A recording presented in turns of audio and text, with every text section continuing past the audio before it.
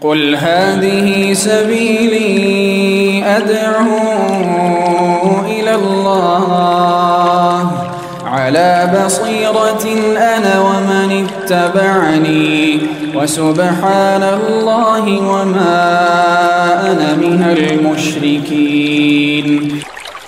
بسم الله الرحمن الرحيم. السلام عليكم ورحمة الله وبركاته.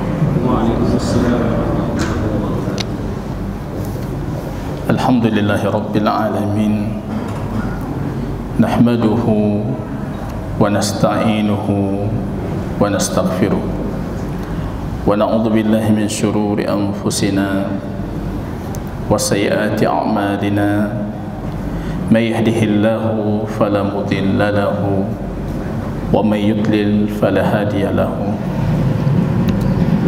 أشهد أن لا إله إلا الله وحده ربي لا شريك له، وأشهد أن محمدا عبده ورسوله صفيه من خلقه وخليله. Kaum muslimin dan muslimat, hadirin hadirat jamaah salat maghrib yang diberkahi oleh Allah Subhanahu wa taala. Pujian dan syukur tiada hentinya kita panjatkan kehadiran Allah. Salawat dan salam kita doakan kepada Allah agar tercurahkan kepada baginda Rasul sallallahu alaihi wasallam. Kaum muslimin yang berbahagia, malam ini Allah berikan kembali kita kesempatan melanjut kajikan satu kitab yang sangat fenomenal, warisan Al-Imam Taqiyuddin Al-Maqdisi rahimahullahu ta'ala, dengan judul kitab Umdah Al-Ahkam, pokok-pokok dasar-dasar hukum-hukum Islam. Kita jemaah kaum muslimin masih mengkaji kitab yang pertama kali dari pembahasan Umdatul Ahkam, yaitu Kitabut Taharah, kitab bersuci. Tentunya hadis yang pertama kita bacakan jemaah kaum muslimin, belum berbicara tentang bersuci fisik, baik wudu, tayamum, mandi janabah dan lain sebagainya, tapi masih berbicara bersuci paling penting dari segalanya, yaitu mensucikan hati. Maka pengarang kitab kita, sebagaimana tradisi para ulama ahli hadis sebelumnya, mereka memulai ketika berbicara tentang ilmu, tentang hukum, tentang syariah, selalu berupaya memulai hadisnya dengan hadis innamal a'malu binniyat. Hadis Umar ibn al-Khattab radhiyallahu ta'ala. Hadis ini jamaah kaum muslimin sudah dua pertemuan sebelumnya kita coba kaji, dan malam ini kita lanjutkan kajiannya. Ini hadis Umdatuddin, pilar agama kita, landasan kita beragama. Kalau kata Imam Abu Daud, ra'aitu fi ahadisil musnad, aku melihat hadis-hadis musnad baginda Rasul. Hadis musnad artinya sanadnya sampai kepada baginda Rasul sallallahu alaihi wasallam. Itu tidak lebih dari 4.000 hadis. 4.000 hadis. Itu versi Imam Abu Daud yang sanadnya sampai ke Rasulullah. Hadis cuma 4.000. Mungkin muncul pertanyaan dari jamaah, kenapa kita lihat misalnya Musnad Imam Ahmad itu sampai ratusan ribu hadis. Versi para ahli hadis, satu jalur periwayatan hadis itu dihitung satu hadis, Pak. Jadi betalah itu. Misalnya hadis innamal a'malu binniyat itu punya 50 jalur, para ahli hadis menghitung 50 itu. Yang dihitung hadis itu jalurnya. Beda satu perawi dihitung hadis kedua, beda satu perawi hadis ketiga. Di urutan tabi'in ada satu perawi tambah dihitung hadis sekian. Jadi kalau kita lihat secara matan dan sanad hadis, kalau versi Imam Abu Daud itu cuma 4.000 hadis musnad yang sampai ke Rasulullah. Dari 4.000 hadis ini kata beliau, ma'aluha kembali cuma kepada 4 hadis saja. Kalau kita amalkan 4 hadis ini, Anda dalam kondisi terbaik ketika nantinya Anda berjumpa dengan Allah. Terbaik untuk dunia dan akhirat. Yang disebutkan oleh para ulama, Umdatuddin indana kalimat arba'uhunna min kalami rabbil bariyah ittaqi syubhat wazhad wa da'ma la ya'nika wa'malan nabiniyah.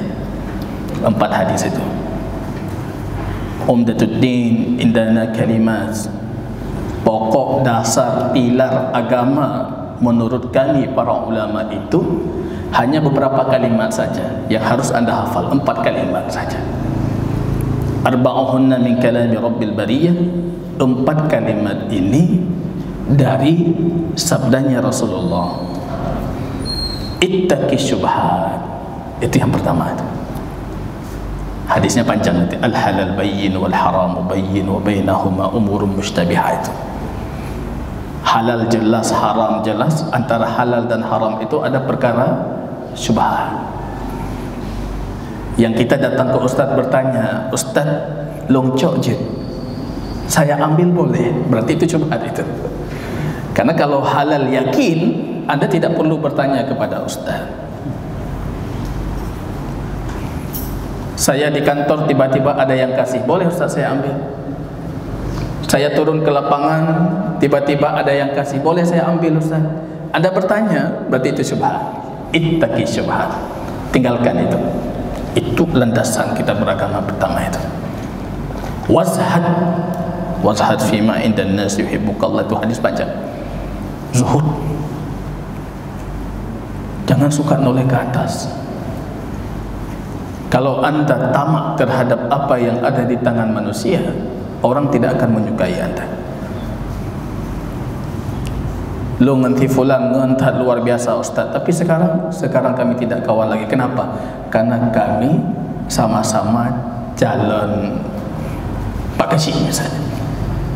Gara-gara sama-sama calon Pak Kesi itu, kita tamak terhadap apa yang di tangan orang lain, akhirnya orang tidak menyukai kita itu. Zuhud. Zuhud bukan untuk orang miskin. Zuhud itu untuk orang kaya. Orang yang punya harta di tangannya tapi dia tidak memasukkan ke dalam hatinya itu. Karena di luar ada juga orang miskin, harta tidak ada di tangan tapi dia masukkan ke dalam hati. Peng-peng gok, harta-harta gok, cuma dalam hatinya itu dunia. Zuhud. Izhad.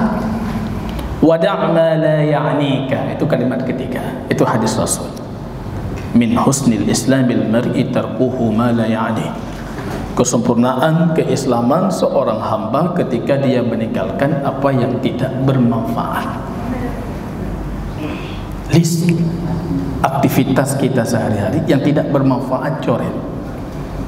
Itu tanda kesempurnaan Islam. Pedoman keempatnya, apa kata penyair tadi? Wa'malanna binniyah. Beramallah dengan niat. Itu hadis innamal a'malu binniyat. Bagaimana cara kita mendapatkan kesempurnaan pahala dengan segala keterbatasan kita? Niat. Niat. Makanya Imam Asy-Syafi'i mengatakan hadis ini jamaah kaum muslimin, thuluthul ilm, sepertiga ilmu. Kalau BKM mesti bertanya, "Ustaz, nyo kalau leher malam kan hadisnya hana masalah, nyo seperleher ilmu." Selepas ini tinggal kita ambil 2/3 lagi. Cuma itu yang panjang nanti. Ini sepertiga ilmu. Kalau kata Imam Syafi'i, yadkhul fi 70 min abwabil fiqh. Masuk ke dalam 70 pembahasan fikih utama. Apa pembahasan yang tidak ada kaitan dengannya? Tidak ada. Ini hadis ini jamaah kaum muslimin, hadis Umar ibn Khattab radhiyallahu taala. Saya ulangi hadisnya. Beliau mendengar baginda Rasul sallallahu alaihi wasallam,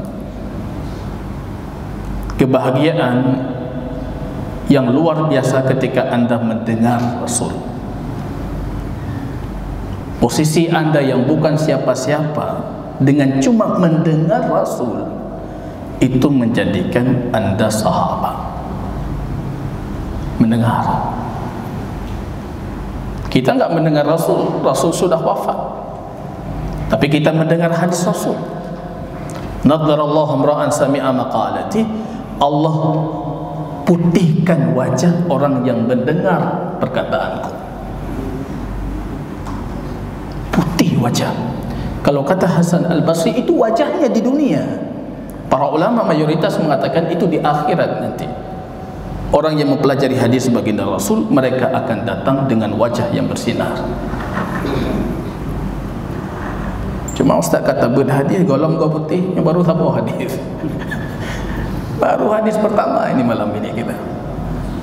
Mudah-mudahan selesai kitab ini 320 hadis. Nah, yang jual skincare di luar gulung lapar. Nadarallahu imra'an. Walaupun saya lebih condong cahaya yang dimaksud itu cahaya petunjuk. Orang kalau sudah mendengar hadis, itu cahaya petunjuk akan mendatanginya itu. Dia selalu akan berpikir mana hadisnya. Iran pegang 4 hadis. 4 hadis itu orang yang sudah terlatih dengan hadis. Nadarallahu imra'an, Allah putihkan wajahnya di dunia. Kalau kata Hasan Al-Basri, cahaya petunjuk di dunia dan juga cahaya besok ketika kita berjumpa dengan Allah dan baginda Rasul sallallahu alaihi wasallam. Ada orang dalam hadis sahih, mereka berlari, kita nanti keluar dari kubur kita itu, kalau bahasa Quran kajaraj, seperti belalang, rame-rame suara wow. Kalau bahasa hadis telanjang, tanpa pakaian, tanpa sandal, belum dikhitan. Anda bayangkan manusia yang begitu banyak, masing-masing umat berlari ke telaga-telaga Nabi mereka itu, dan kita berlari ke telaga baginda Rasul. Dari mana baginda Rasul membedakan ini umatnya atau bukan umatnya? Dari cahaya. Rasul bertanya, bagaimana anda bedakan? Ghurran muhajjalin, umatku berwudu punya cahaya di tangannya, umatku berwudu punya cahaya di wajahnya. Dan barangkali kata para ulama, hadis Allah memutihkan wajahnya itu juga menjadikan baginda Rasul bisa menandai para umatnya itu. Yang celaka bagi kita, kita umat Muhammad, dan Rasul mengatakan haulai ummati, itu umatku. Rupanya umat itu digiring oleh para malaikat, tidak boleh mendekati telaga Rasul. Hajit jak kena geser, minggir. Itu celaka kita itu. Rasul bertanya, ummati, umatku.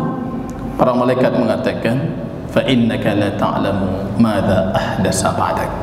Kamu tidak tahu apa yang mereka lakukan setelah kematianmu. Macam-macam itu kan.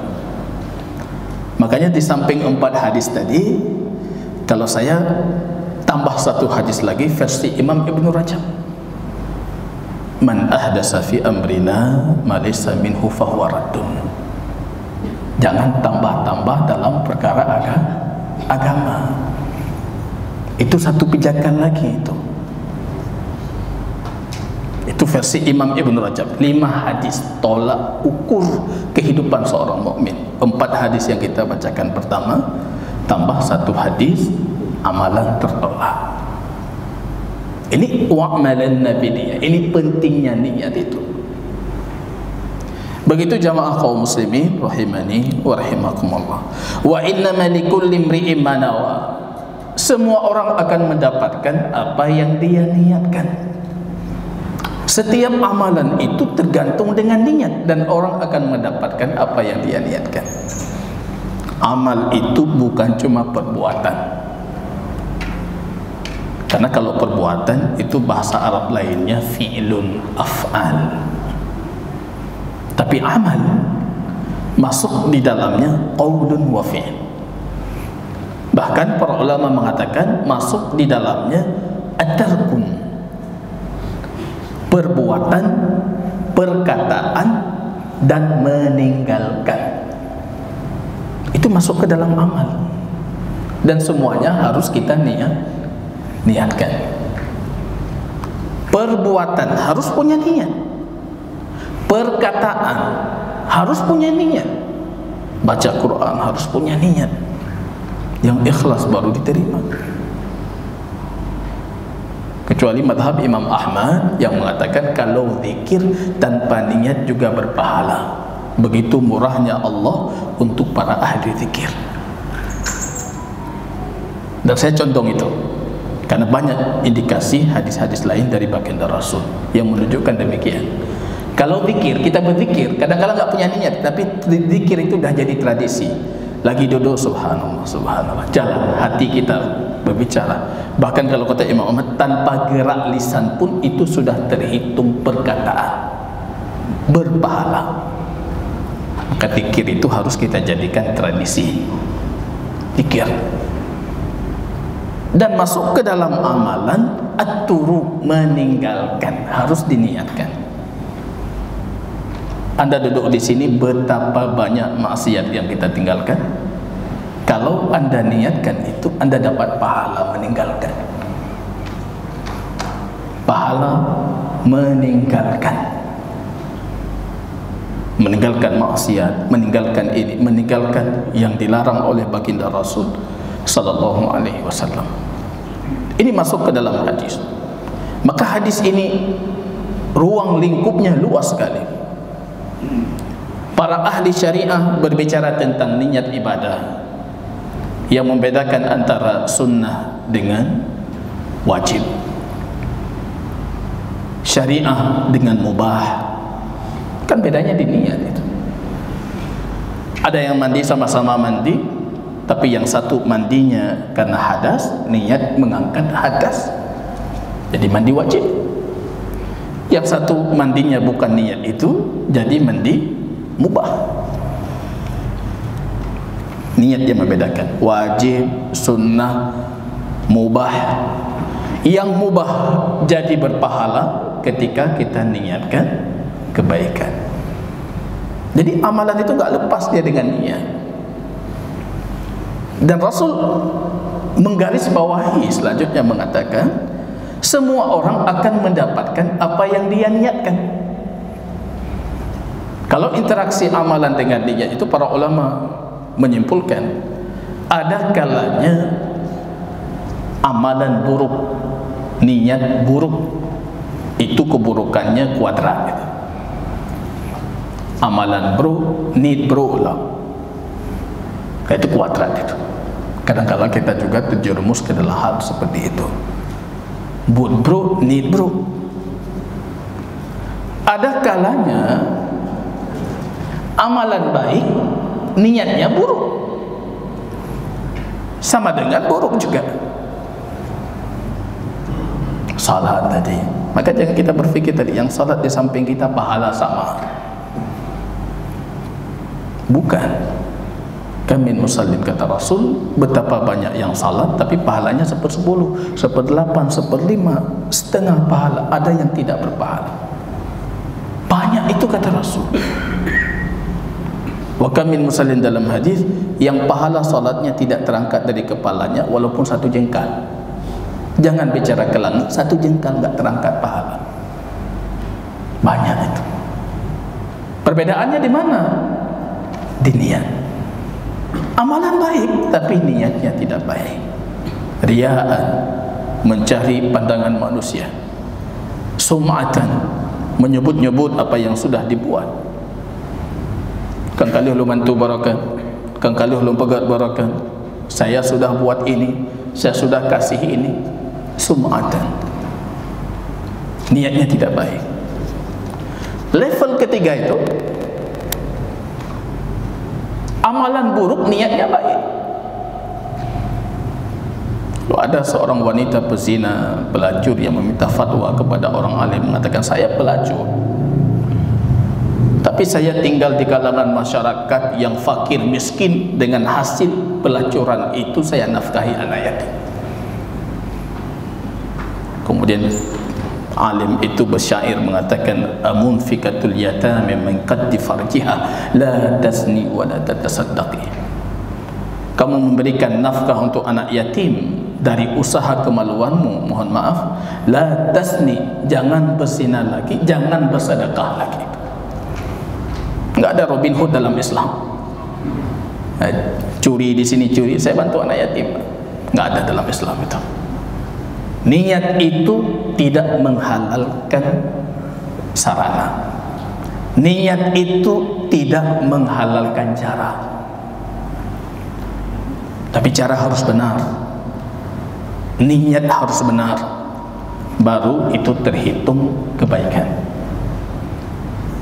Dan yang paling baik itu niat baik, amalan baik.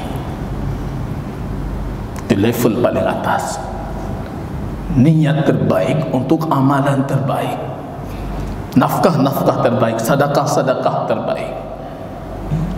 Niatnya niat terbaik. Bukan niat itu luar biasa dia.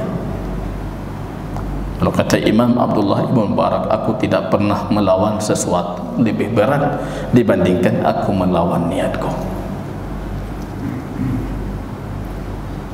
Kita berfikir ikhlas, padahal di saat kita berfikir ikhlas, kita itu tidak ikhlas. Ya betul-betul ikhlas loh, ya ikhlas loh. Karena para ahli suluk mengatakan, man ra'a annahu muflisan fayahtaj ikhlajuhu ila al-ikhlas. Orang yang melihat dirinya itu sudah mukhlis, maka ikhlasnya butuh diikhlaskan lagi. Diikhlaskan maksudnya dibersihkan. Orang Arab mengatakan al-ma'ul khalis, air yang khalis. Apa itu khalis? Khalis itu tidak ada campuran apapun, tidak ada unsur lain apapun, tidak ada kotoran apapun, itu ma'ul khalis. Ini air ikhlas ini. Begitu hati yang ikhlas, tidak ada kepentingan apapun. Ketika hati Anda ikhlas, dengan sebetul-betulnya ikhlas, maka di saat itu datang pertolongan Allah. Makin tinggi keikhlasan, makin tinggi datang pertolongan Allah. Makin rendah, makin rendah. Kami orang di lapangan dalam bidang pendidikan, bidang sosial, tahu betul ini, kaidah ini. Makin kurang ikhlas, makin kurang pertolongan Allah. Ketika ikhlas itu hilang, jangan harap datang pertolongan Allah itu. Tapi ketika ikhlasnya itu tinggi, pertolongan Allah tinggi. Harus kita yakini itu. La yansurukum in tansurullah. Itu poin daripada keikhlasan. Kalau kalian membantu Allah, Allah akan bantu kalian. Kalian sempurna dalam membantu Allah, Allah bantu kalian sempurna. Makin kurang, makin kurang. Dan ini maksud dari sabda Rasul, wa innama likulli imri'in ma nawa. Orang akan mendapatkan apa yang dia niatkan. Apa yang dia niatkan. Dan Allah punya satu kaidah lagi di akhirat. Naqidun niyah. Allah akan melawan hamba dengan perkara yang berbeda dengan apa yang dia niatkan. Kadang-kala kita bersedekah maunya dipuji orang, Pak. Datang orang memuji, luar biasa si fulan, kurban si fulan paling besar di kampung Sukaramai ini. Taboh kampung masyhur, terkena masyhur, masya Allah. Besok di hari kiamat apa yang terjadi? Albasahullahu saubal mudillah. Allah akan kenakan kepadanya itu pakaian kehinaan. Itu kaidah Allah itu. Besok di hari kiamat Allah akan melawan kita berbeda dengan apa yang kita inginkan. Anda pinginnya terkenal, besok di hari kiamat Anda paling hina. Di dubur Anda itu ada bendera, bendera kehinaan. Seluruh makhluk Allah melihat, hina sekali si fulan. Maka hati-hati dengan perkara niat ini, hati-hati. Wa innama likulli imri'in ma nawa. Orang itu akan mendapatkan apa yang dia niatkan. Rasul memberikan kita satu kaidah jamaah kaum muslimin sebagai bentuk contoh. Beliau mengatakan, faman kanat hijratuhu ila Allah wa rasulihi fa hijratuhu ila Allah wa rasulihi. Siapa yang hijrahnya karena Allah? Pada pertemuan yang lalu kita sebutkan ada 3 bentuk hijrah yang disyariatkan. Yang pertama, hijratul amal. Hijrah itu meninggalkan amalan yang tidak baik untuk amalan yang baik, itu hijrah. Bahkan versi hadis baginda Rasul, al-muhajir, muhajir itu siapa? Yang berhijrah itu siapa? Yang meninggalkan apa yang Allah larang. Kalau versi Rasul dalam wasiat Abu Hurairah, ittaqil maharim takun a'badan nas lillah. Tinggalkan apa yang Allah haram, maka kamu adalah hamba Allah terbaik. Jadi hamba terbaik, ahli ibadah terbaik itu bukan ahli berbuat, bukan yang melakukan ibadah, justru yang meninggalkan. Itu ahli ibadah. Takun a'bad dan nas lillah. Kamu menjadi orang ahli ibadah terbaik, tapi dengan catatan tinggalkan apa yang Allah haramkan. Jangan dicari lagi yang haram, yang nampak saja udah banyak kan.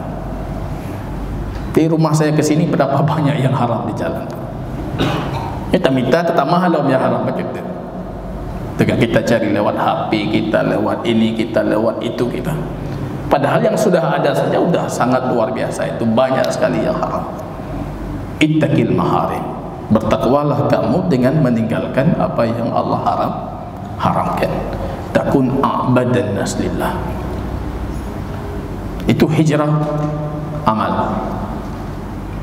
Hijratul amil, kita tidak kuat dalam ibadah sendiri, maka butuh suhbah salihin, teman-teman dekat, dan itu dari kalangan orang saleh. Ketika salah diingatkan, ketika kita keliru dia datang mengingatkan. Kalau ada sahabat seperti itu, genggam tangannya, baiknya boleh-boleh jarang. Tapi yang mengajak kita kepada keburukan, boleh juga. Itu hijratul amil.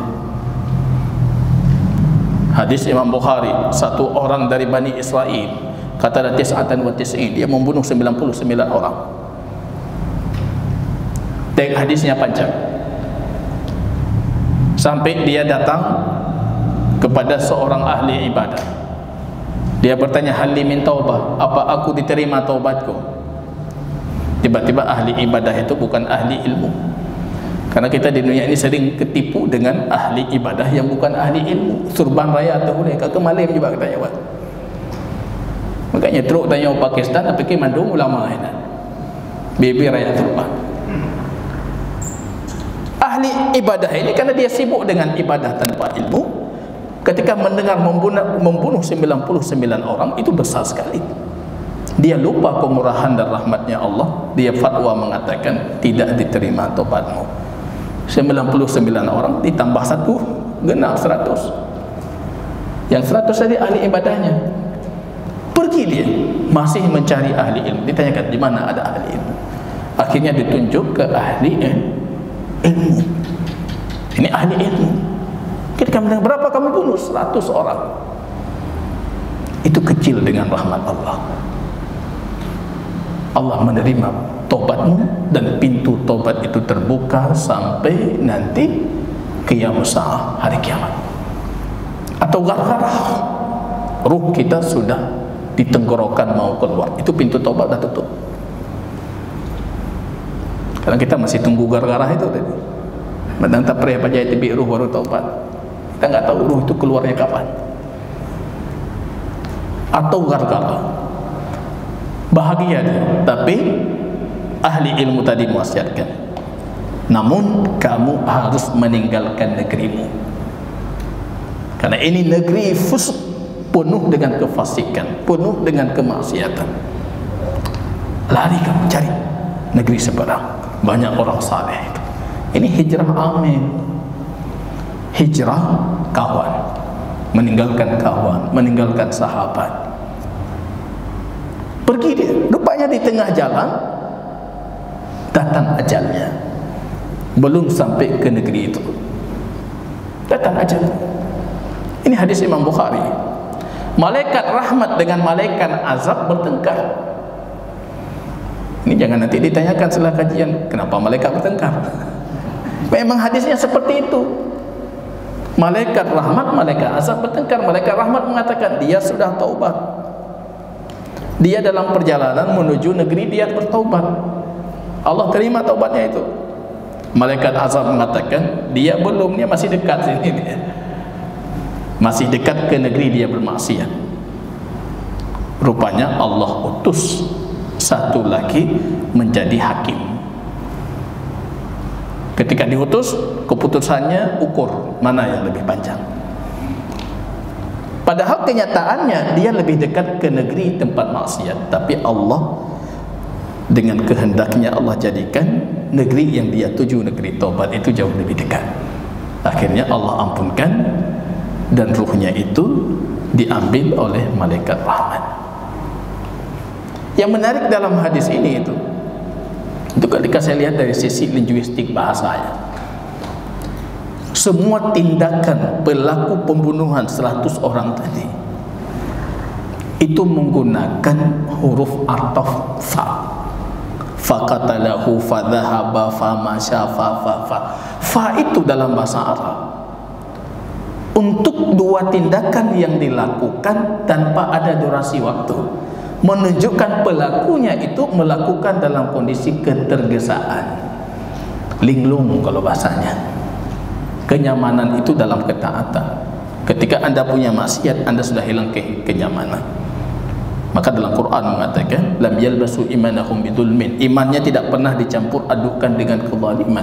Falahumul amnu, maka bagi mereka keamanan yang total. Wa hum muhtadun, dan hidayah yang sempurna.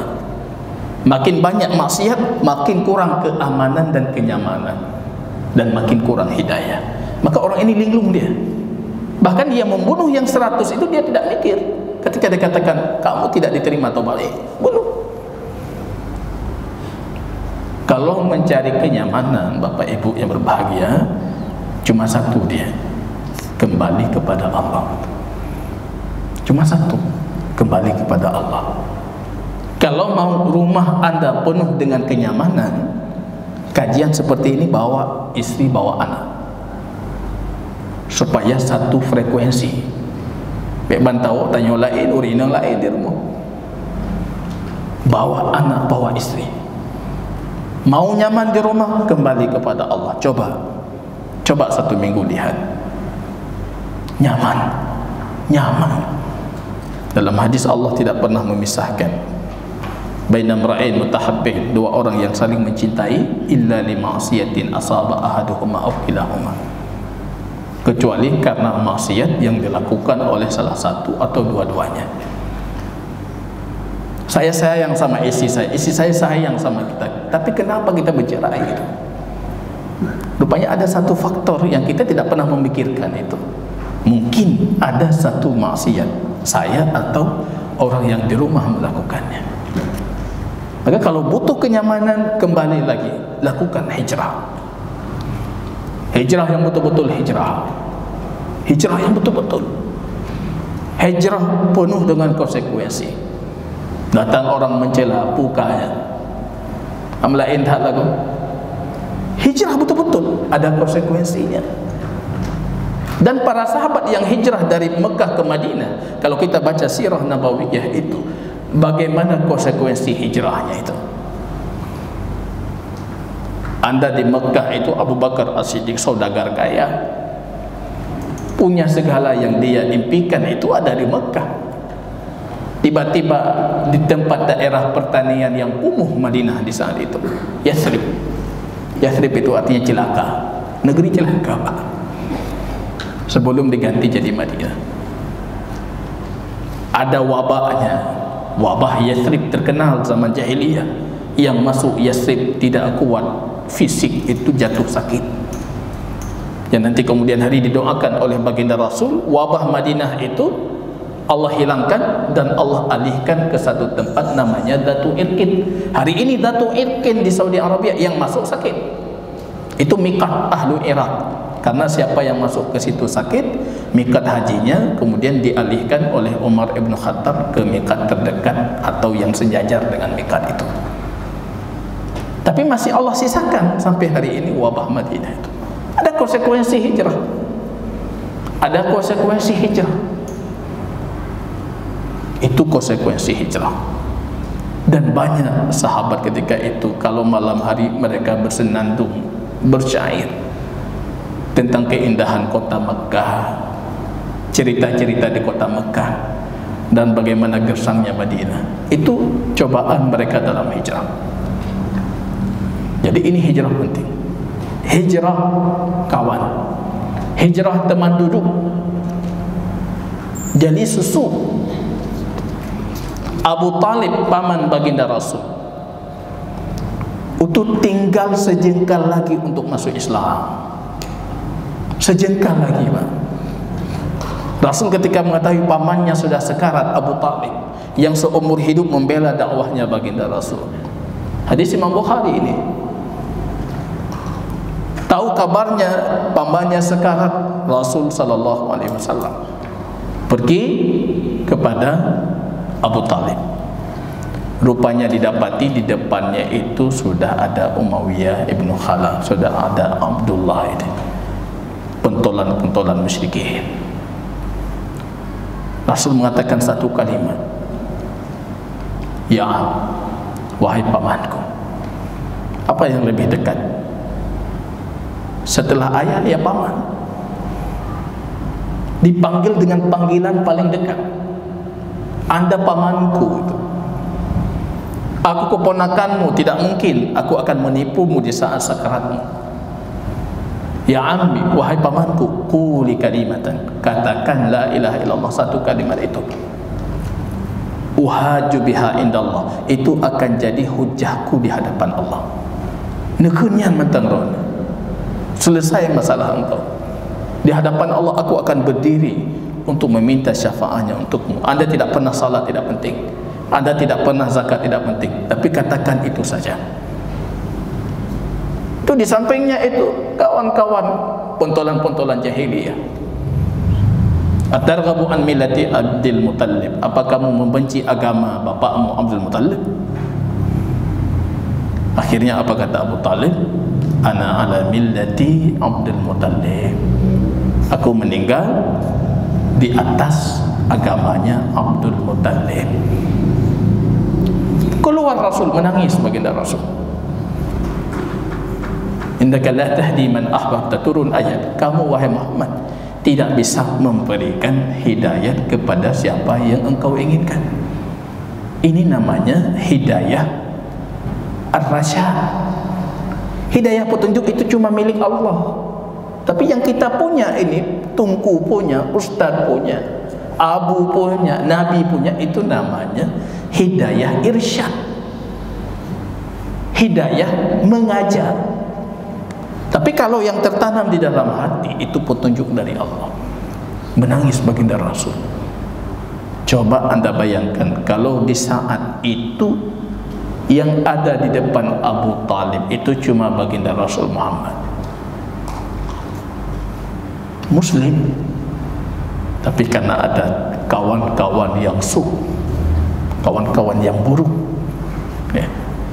Dan itu pun masih didoakan oleh baginda Rasul, sehingga dalam hadis yang lain disebutkan Abu Talib ini orang paling ringan azabnya besok di hari kiamat, dikenakan 2 terompah sandal dari api yang ubun-ubun kepalanya itu mendidih.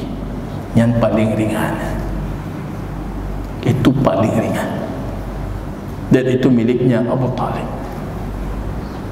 Karena tidak meninggalkan teman yang su. Kita sering mengatakan saya tidak ada masalah. Lu mana masalah? Dum soje lu mengonya, lu sembahyang tetap lu jalan. Nyegot tetap god.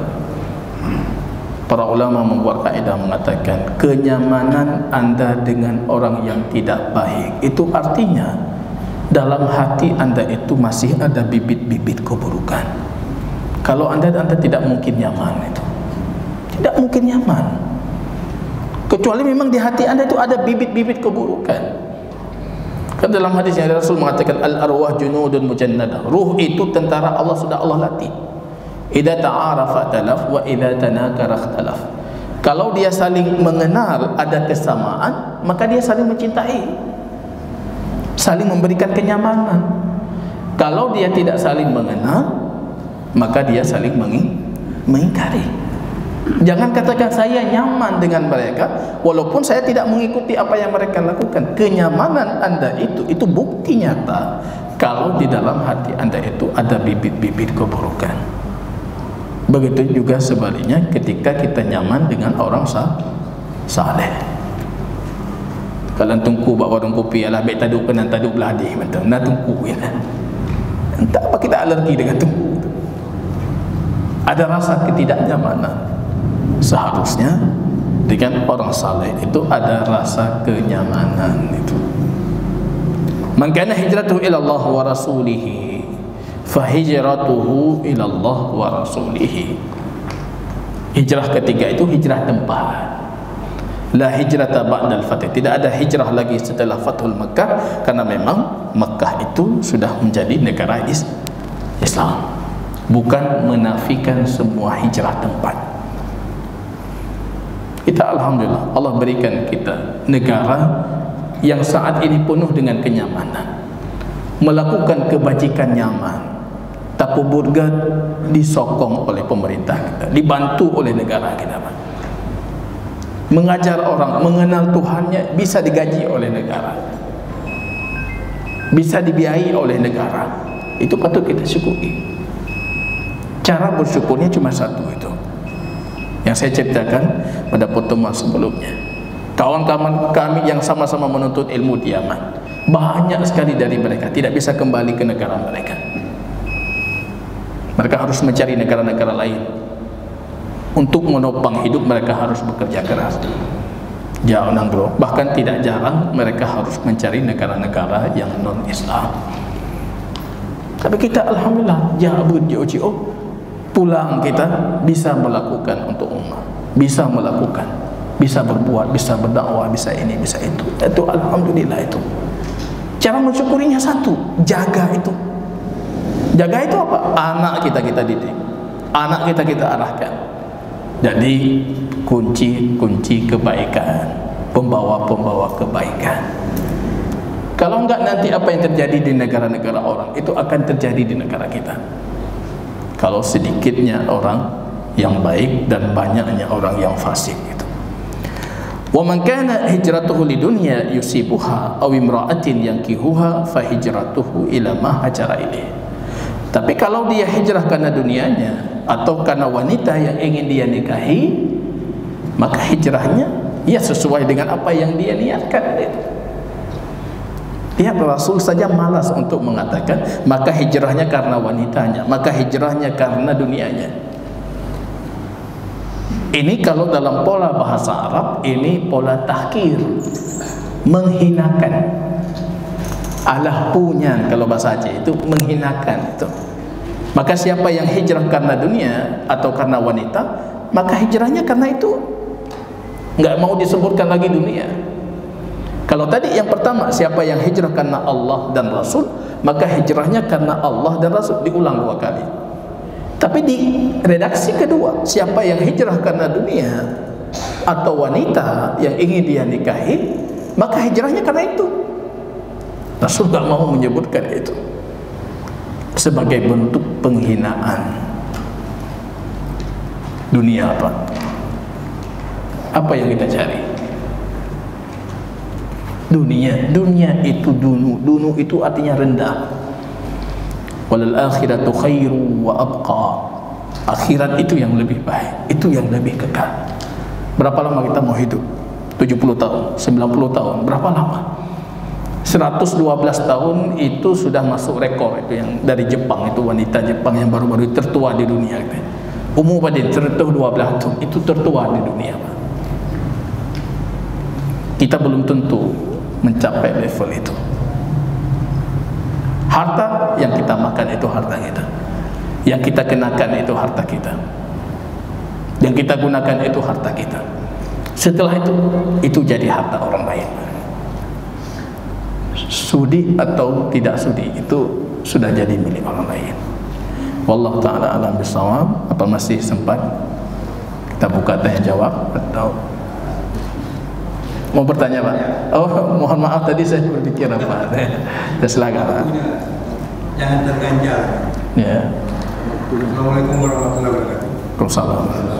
Ustaz, sesuai dengan judul Innama niat. Saya ingat satu ceramah dari Al-Jami'.